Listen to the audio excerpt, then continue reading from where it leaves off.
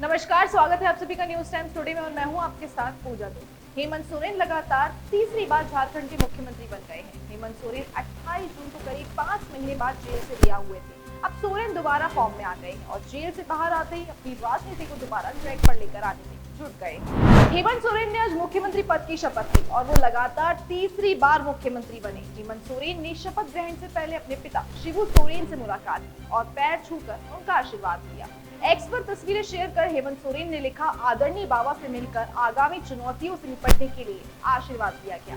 हेमंत सोरेन, कल्पना सोरेन, सत्यानंद भोक्ता, विनोद सिंह और प्रदेश कांग्रेस अध्यक्ष राजेश ठाकुर ने राज्यपाल से मुलाकात की। जेएमएम नेता सुप्रियो भट्टाचार्य ने बताया कि राज्यपाल से हमें सरकार बनाने का न्योता मिला था और इसी के चलते बुधवार को तेजी से बदले राजनीतिक घटनाक्रम में झारखंड सीएम चंपई सोरेन ने राज्यपाल को अपना इस्तीफा सौंप दिया था। इसके बाद हेमंत सोरेन ने सरकार बनाने का दावा पेश किया और 45 विधायकों का समर्थन पत्र सौंपा था। दरअसल 2019 के विधानसभा चुनाव में जीत के बाद सीएम बने हेमंत सोरेन को जेल जाना पड़ा था। हेमंत सोरेन 31 जनवरी को जमीन घोटाले से जुड़े मनी लॉन्ड्रिंग केस में जेल गए थे।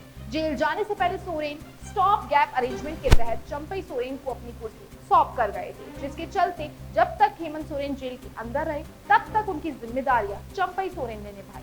करीब 5 महीने बाद 28 जून को हेमंत सोरेन जेल से रिहा हुए और रिहा होने के 6 दिनों के अंदर ही उन्होंने चंपई सोरेन से अपनी कुर्सी वापस मांगी। चंपई सोरेन ने बिना किसी अटकलों की आसानी से मुख्यमंत्री की कुर्सी का समर्पण दे दिया। आपको बता दें कि झारखंड में सोरेन परिवार का दबदबा रहा है। 2005 में हेमंत सोरेन के पिता शिबू सोरेन पहली बार मुख्यमंत्री बने थे। उसके बाद 2008 में शिबू सोरेन फिर झारखंड के सीएम बने। हेमंत सोरेन को सियासत विरासत में मिली थी। 2013 में पहली बार हेमंत सोरेन ने मुख्यमंत्री पद की कुर्सी संभाली।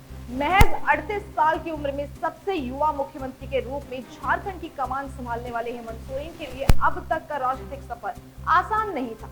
सोरेन को सियासत विरासत में तो मिली, लेकिन हेमंत उनके पिता झारखंड मुक्ति मोर्चा के प्रमुख शिबू सोरेन की पहली पसंद नहीं थे। हेमंत ने 2009 में राज्यसभा सदस्य के रूप में राजनीति में कदम रखा था। अगले वर्ष उन्होंने भाजपा नेता अर्जुन मुंडा की नेतृत्व वाली सरकार में उप मुख्यमंत्री का पद संभालने के लिए संसद के उच्च सदन से इस्तीफा दे दिया था। हालांकि 2 साल बाद झारखंड में भाजपा झामुमो सरकार गिर गई और राज्य में राष्ट्रपति शासन लगा दिया गया। साल 2013 में उन्होंने कांग्रेस और राष्ट्रीय जनता दल के समर्थन से सबसे कम उम्र के मुख्यमंत्री के रूप में झारखंड की कमान संभाली। मुख्यमंत्री के रूप में उनका पहला कार्यकाल अल्पकालिक था, क्योंकि 2014 में भाजपा ने सत्ता हासिल कर ली और रघुवर दास मुख्यमंत्री बन गए। तब हेमंत विपक्ष के नेता बने। साल 2016 में सोरेन ने एक बड़े आंदोलन का नेतृत्व किया, जिसका राजनीतिक लाभ उन्हें 3 साल बाद मिला।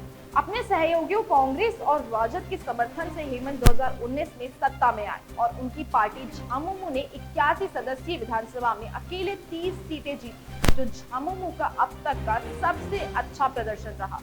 अपने राजनीतिक सफर के दौरान सोरेन ने स्टीफन साइमन और हेमलाल मुर्मू जैसे वरिष्ठ झामुमो नेताओं को किनारे लगा दिया, जिसके कारण ये नेता पार्टी छोड़ने को मजबूर हो गए। इतना ही नहीं, हेमंत सोरेन का मुख्यमंत्री कार्यकाल भी आसान नहीं रहा।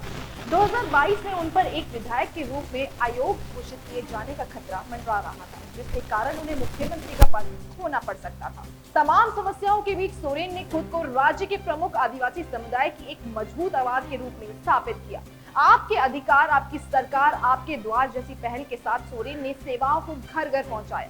इतना ही नहीं, आदिवासियों तक आर्थिक लाभ पहुंचाने वाले भी वो प्रबल समर्थक रहे और अब जेल जाने के बाद तीसरी बार हेमंत मुख्यमंत्री पद संभालने के लिए पूरी तरह से तैयार। उतार चढ़ाव वाले राजनीतिक सफर के बीच अब हेमंत सोरेन तीसरी बार मुख्यमंत्री पद संभालने वाले हैं। इस बीच उनके कार्यकाल में उन्हें कई परेशानियों का भी सामना करना पड़ सकता है, लेकिन हमेशा की तरह भी इस बार सोरेन हर चुनौती का सामना करने के लिए पूरी तरह से तैयार है। ऐसे वीडियोस देखने के लिए सब्सक्राइब करें न्यूज टाइम्स टुडे को और जुड़े रहिए हमारे साथ।